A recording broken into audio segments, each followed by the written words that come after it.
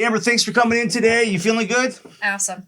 Good. Fantastic. Good. I'm glad to see you here today. I've known you for a lot of years now, and I've watched you and your career, come from, you're very early in your career when I met you. Mm-hmm. Brand new. Yeah, and I watched you have some ups and downs. A few years ago, you had some downs, and this last couple of years, you just went on fire.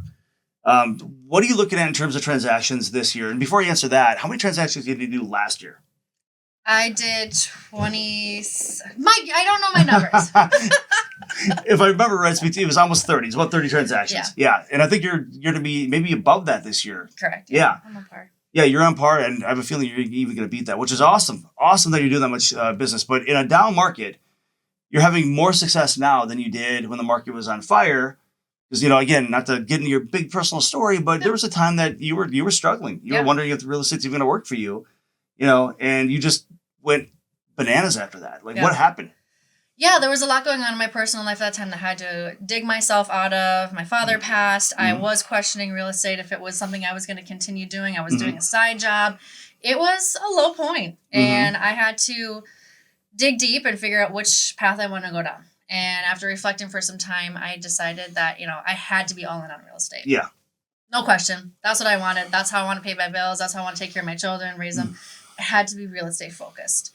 And I made some changes. Not all of them were easy. Yeah. So I switched brokerages. I came back to RG. When every dollar counts, the model that you guys had at that time worked best for me and my income.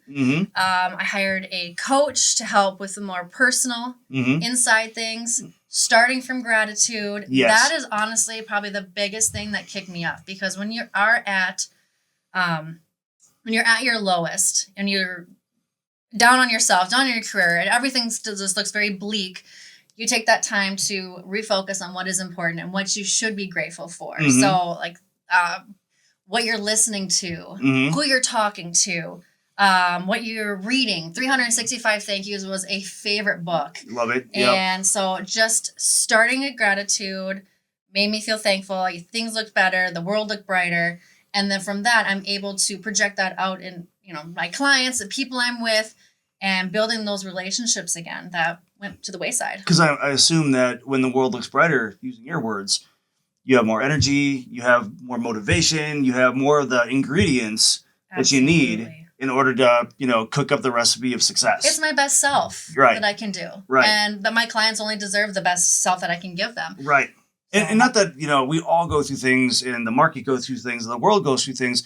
And you're not saying that, everything has to be sunshine and roses for you to get out of bed and succeed.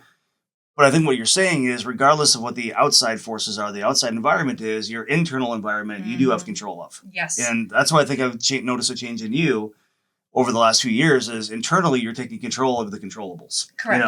And with that comes confidence and just excitement in the industry. And it changes you. And you gotta change yourself on the inside first. Yeah. Yeah. And what do you think? So if you're doing, a lot more business than the average agent is, why? What is it that you're doing that's different than, the average Joe?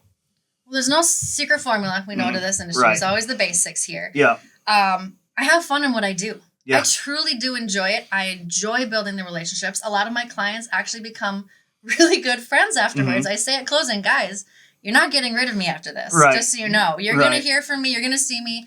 I stay in touch with them, not only through automated systems, but also my client events. Yes. I love throwing parties. Yes, I love getting people together. So yes, now I tap into that and looking at it as something fun for me. But then on the other side, I'm getting these clients that I've done business with now are referring me to their family members, their friends. Right. So staying top of mind and in front of them and having a good time doing it, it's easy for me. So if I'm hearing you right, in part what your success is, you can attribute to is the fact that you do enjoy it, you believe in it, your heart's in it. I watch a lot of people in this business, their heart's not in it. Their heart's in getting the commission when they get it, if they can trip over a deal and get money. But I don't always see it that people's hearts are actually in the business. And I do tend to notice, and the agents I sit down and talk with, the more I do this, the more I sit down and talk with agents that are succeeding, their heart's in it.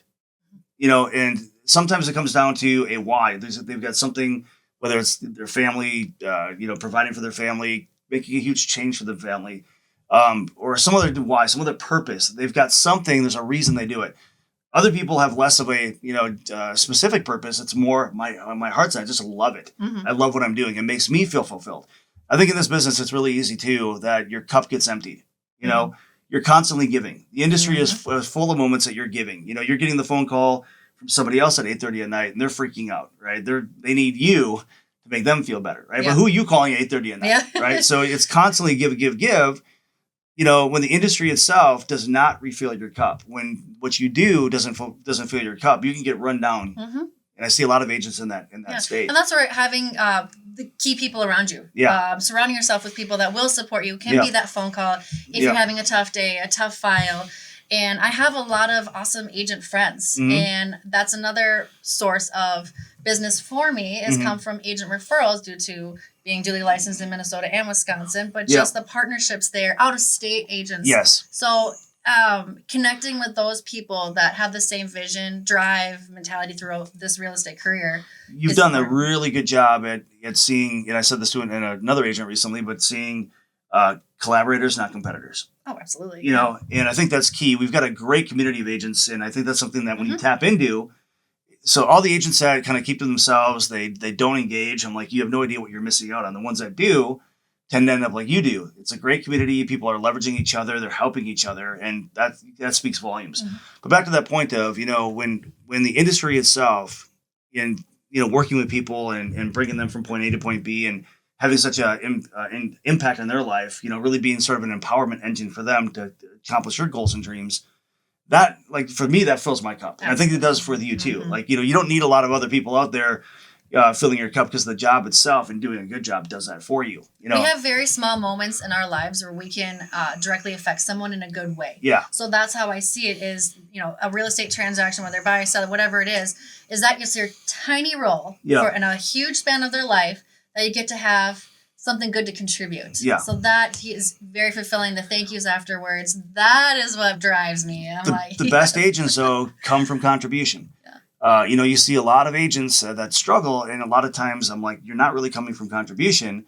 It's all about you. When you're coming from contribution, subsequently to that, you're going to do well yourself. But when you're not coming from contribution, you don't do as well. So I've noticed that. Stepping back to gratitude. Yeah. Starting with a grateful heart. That fact that I even have a client that wants to go see homes with me. Yeah, is it on the other side of town? Is it going to take a moment? Yeah. I have a client. Yeah. I have a new listing. Let's start there. Yes. Let's start with that. And that is a great base to work from. So what advice, if others are struggling out there, what advice can you give them? Again, there's no magic bullet, right? Mm-hmm. They're always looking for a shiny object that will save the day. But what advice do you have that might be a simple shift for them that they can implement right now and see results quickly? Just starting with yourself is a quick one. Listening to the right things, reading, being around, and then your environment around you, the right people, the right brokerage, just all those things. I learned to tune out the noise that was not benefiting me. Yeah. So I had to make those changes, and it wasn't easy, but by silencing all that noise, I focused on myself, and I attracted the people that I wanted to be involved with, and then from there it just grows. Well, I've known you for a long time, as I said, and I've watched a lot of change in you. It's evident that you've personally developed, and for me, personal development is where it always starts with people, because if nothing changes with you, nothing changes, period, right? So good job there. That being said, Amber, we will let you go. Thanks so much for coming in. This was fast and easy and quick. Unless there's anything else you want to share. No, that's good. Thank you, Mike. Perfect. Appreciate you. Thank you.